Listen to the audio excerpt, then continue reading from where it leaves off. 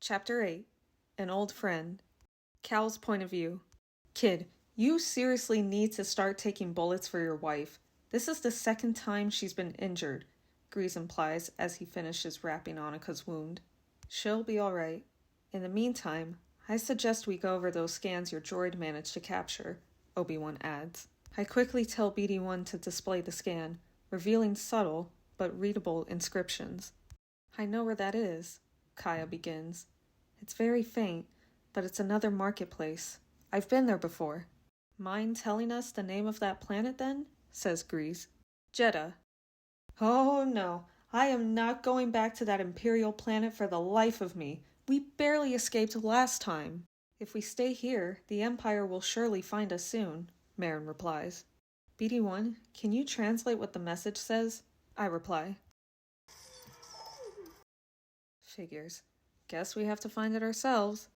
Everyone try to get some sleep. It's going to be a long trip, Grease replies. Time skip.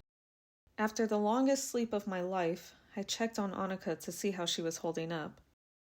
I'm in here, Poncho Boy, Annika called. I followed her voice to see she was training with her lightsaber. Cute. I've got a nickname for you now, Sass Queen, I reply. Is that supposed to be a compliment or an insult? I chuckled lightly and watched as she swung her saber. You're too tense. Relax, okay? Your lightsaber should feel like an extension of your body. I walked over and tossed a plastic ball in the air. I watched carefully as she swiftly twirled her saber, lifting it upwards. She successfully sliced the ball in half, but I threw another to see how quickly her reflexes were. Needless to say, she held her hand out and kept the ball in place, using the force. Wow, for a beginner, you're not too bad, I began. I noticed her hand shaking a little, trying to keep focus, but it didn't last once the ball fell. Spoke too soon, Annika sighed. That's the one thing I still can't get right. The key to using the force is to let the energy flow throughout your body. Don't think, just do it, I instructed. Okay, I'll practice on that eventually. Also, Cal, one more thing. Remember when I mentioned my visions? The ones about Vader and my parents? Yeah, what about them? I replied. She sighed as she put her lightsaber down, walking over to me. Well, I know it's something to definitely not take lightly, but I'm just new to all of this. Being a Jedi is a lot more challenging than I thought it would be. It's almost frightening in a way, especially getting intense visions like that. I will admit, it's not an easy path, but it's one you can accomplish. As for the visions, try not to harp over them too much.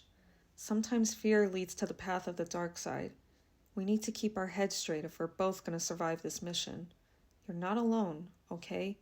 I'm always here if you need guidance, I reassure. Thanks, Cal. I'm sorry to dump this on you. I know you've got enough stress as it is. Annika, you're my wife. You don't stress me out in the slightest. Unless you're doing something reckless, but you are not a burden to me. We're in this together. Thank you, Cal. Anytime, I reply, leaning in slowly, but Annika stops me. I think not, Poncho Boy, she teases. Oh, come on. Can't you make this easy for once? I whined. Now where's the fun in that? She replies.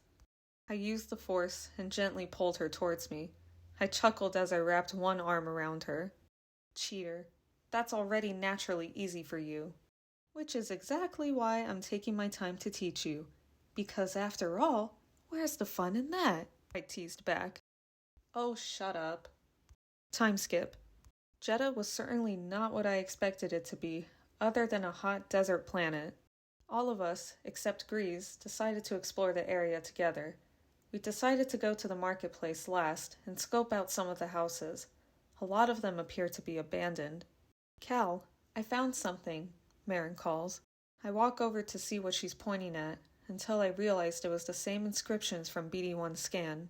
Maybe it's a bar or basement, Kaya begins. Only one way to find out, I reply. Who are you? A young voice asked from the other side.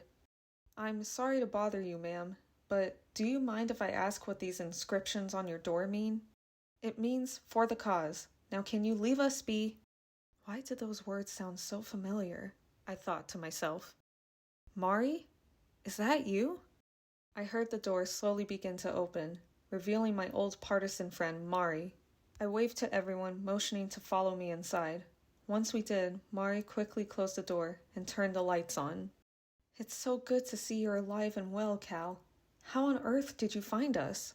Long story, but it's good to see you again. Everyone, this is Mari Kosan. She's a partisan fighter and a friend of mine. Pleasure to meet you all. Now I'm sure you have a lot of questions, so just lay it out on me. How can I help? We've heard a few rumors about the Empire experimenting on something. Do you know anything about this? I begin.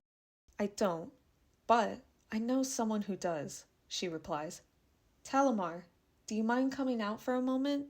A young boy walked over a bit hesitantly. He seemed to be around 12 years old.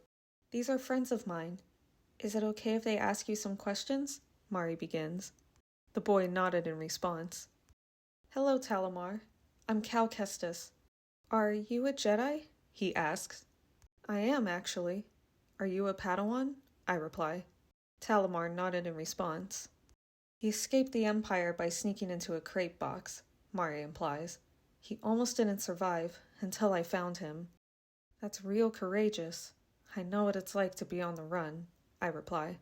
The Empire has been experimenting, but I wasn't alone, Talamar replies. I was with someone else, but they weren't human, almost like an ancient alien. They were thought to be extinct, so the bad Force users began to torture it. You mean the Inquisitors? Says Annika. No, someone else. I couldn't see his face, but he wore a dark cloak.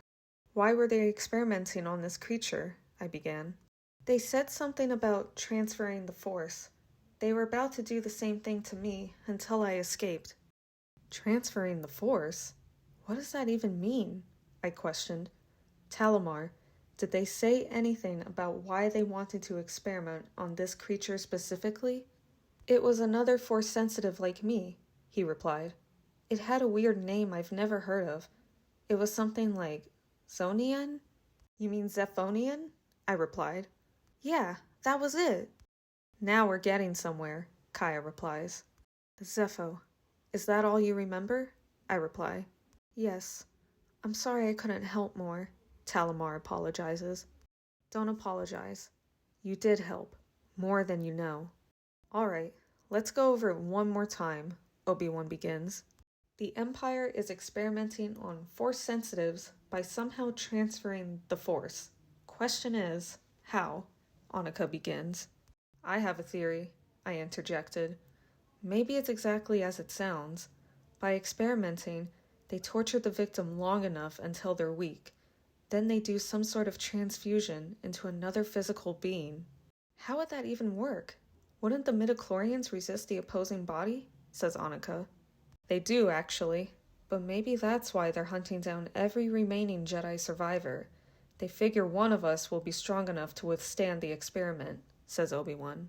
Before either one of us can discuss even further, various screams and yells echo from outside.